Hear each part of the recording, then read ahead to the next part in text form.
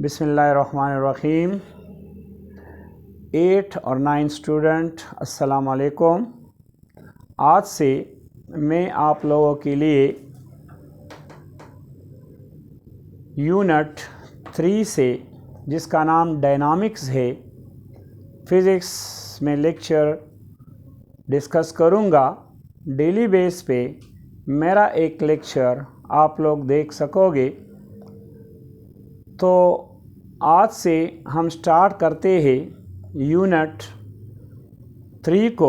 Unit 3 इससे पहले जो 2 चैप्टर है वो मैं इंशाल्लाह बाद में डिस्कस करूँगा। तो मेरा स्टार्ट 8 और 9 के लिए चैप्टर नंबर 3 से है। अब इस चैप्टर का नाम है बच्चे डायनामिक्स।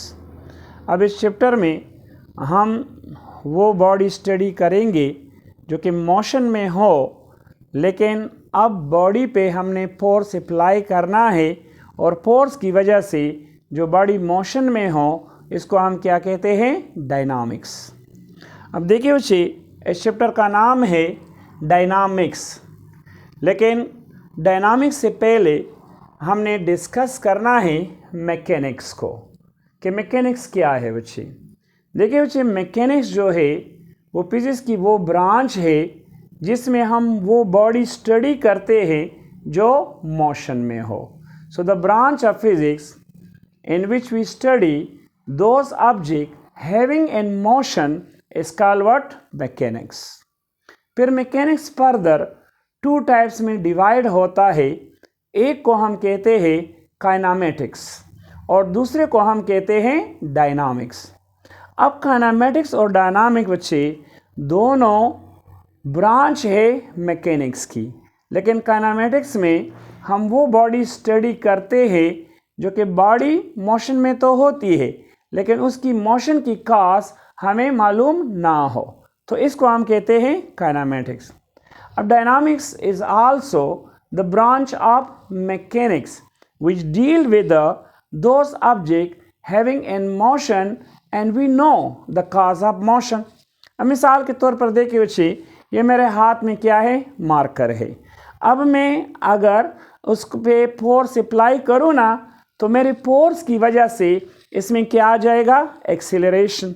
तो मैं कह सकूँगा कि यार ये बॉडी मोशन में हुआ मेरे फोर्स की वजह से, तो वजह मुझे मालूम हो गई, तो इसको हम क्या कहते हैं बच्चे? डायनामिक्स।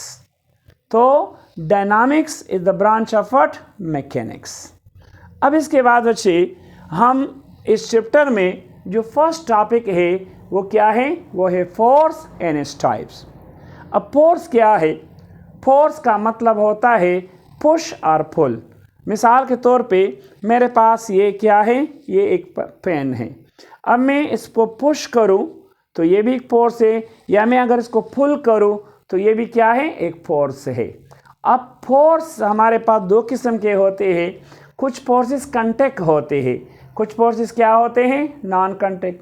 मिसाल के तौर पर ये एक मेज़ है। अब मेज़ पे अगर एक बुक पड़ा है तो मैं कह सकता हूँ कि ये बुक जो है इस मेज़ के साथ किस में है? कांटेक्ट में है। या मिसाल के तौर पर एक बुक मेज़ पे पड़ी है और मैं इसको खींच रहा हूँ, तो यहाँ पे एक फोर्स प्रोड्यूस होता है, इसको हम कहते हैं फोर्स ऑफ फ्रैक्शन। तो ये क्या है? ये कांटेक्ट फोर्सेस है। इसी वजह से कुछ फोर्सेस होती है बच्चे non contact. For example gravitational force देख के, ग्रेविटेशनल फोर्स हमारे पास क्या है? नॉन कांटेक्ट फोर्सेस है। इसी तरह अगर हम देखें ना ग्रेविटी, सो ग्रेविटी जो है ना, ये एक कॉमन नॉन कांटेक्ट फोर्स है। इसी तरह बच्चे अब हमारे पास न्यूक्लियस है, न्यूक्लियस के इर्द गिर्द इलेक्ट्रॉन रिवॉल्व करते हैं, तो ये भी हमारे पास क्या है? एक नॉन कांटेक्ट फोर्स है। इसी वजह से अगर हम मैग्नेटिक फोर्स देखें तो ये भी एक नॉन कांटेक्ट फोर्स है। न्यूक्लियर फोर्सेस ये भी क्या है? एक नॉन कांटेक्ट फोर्सेस। तो चलो स्टार्ट करते हैं कि फोर्स है क्या बच्चे। अब देखिए यहाँ पे फोर्स का जो मतलब होता है, फोर्स इज अ पुश और pull. Force what? Force is a push और pull which produces or tend to produce motion in a body। मिसाल के तौर पे ये मेरे पास एक पेन है बच्चे, या मेरे हाथ में एक बॉल है। अब अगर मैं इस पे फोर्स अप्लाई करूँ ना तो इस फोर्स की वजह से इस पिन बॉल में या पिन में क्या प्रोड्यूस हो जाएगा, मोशन। या बच्चे हम कहते हैं कि force is an agent which stops or tend to stop motion of a body। अब फोर्स की वजह से मैं किसी बॉडी के मोशन को क्या करता हूँ, स्टॉप करता हूँ, या changes the speed and direction of a moving body. तो that is the definition of force. देखिए बच्चे, फोर्स इज अ पुश और pull which produces or tend to produce motion in a body, stop or tend to stop motion of a body, या changes the speed and direction of a moving body। अब बच्चे देखिए force क्या है। Force हमारे पास एक vector quantity है। अब वेक्टर क्वांटिटी का मतलब क्या है? देखिए बच्चे, vector are those physical quantity which we have magnitude as well as direction.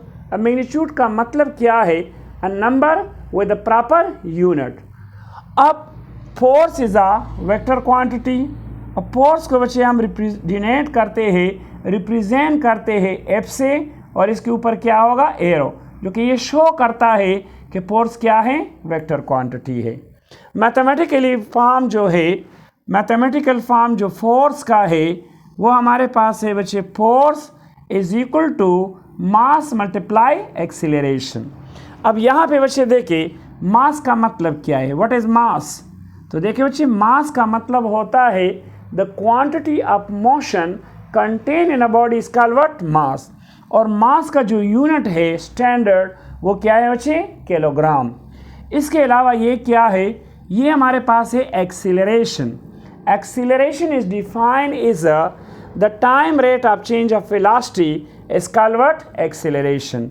और एक्सीलरेशन का यूनिट होता है मीटर पर सेकेंड स्क्वायर। तो सिंबॉलिकली मतलब अलामती तौर पे फोर्स हमारे पास बराबर है एम ए। फोर्स को हम डिनोट करते एफ से, मास को करते एम से, एक्सीलरेशन को करते किससे, ए से। सो यहाँ पे अगर हम देखें the SI unit of force is what, Newton. अब फोर्स तो एसआई यूनिट है लेकिन force is what, derived unit. क्योंकि अगर हम फोर्स को देखें, जो फोर्स का यूनिट न्यूटन है, तो न्यूटन बेसिक यूनिट के मल्टीप्लिकेशन से बनी है। अब 1 न्यूटन हमारे पास बच्चे क्या होता है? सो देखिए यहाँ पे हम 1 न्यूटन फोर्स को इस तरह डिफाइन करते हैं कि मिसाल के तौर पे हमारे पास एक बॉडी है, उसका मास है 1 किलोग्राम, और 1 किलोग्राम बॉडी में अगर हम 1 मीटर पर सेकेंड स्क्वायर एक्सीलरेशन प्रोड्यूस करें, so that is equal to how much, 1 newton. A body having mass is how much? A body having mass is 1 kilogram, and we produce 1 meter per second square acceleration in a body. So it is equal to what? It is equal to 1 Newton.